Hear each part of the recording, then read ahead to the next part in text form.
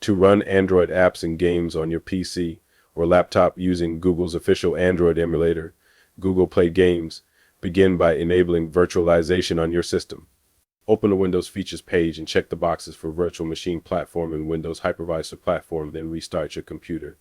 If your system supports BIOS or UEFI virtualization, e.g. Intel VT, VTX, or AMD-V, ensure it's enabled in your settings. Next, download the Google Play Games emulator from the official website. After installing, launch the emulator and sign in with your Google account to sync your app data and progress. Use the Play Store to browse and install Android games directly, which can then be played with mouse and keyboard support. For apps not available in the Play Store, you can sideload ACK files using ADB commands. Enable USB debugging in the emulator's settings under Developer Options.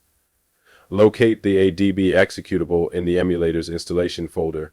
Navigate to it using the command prompt and run the command add install app file path. Once the app is installed, the app will run smoothly in the emulator, giving you a seamless Android experience on your computer.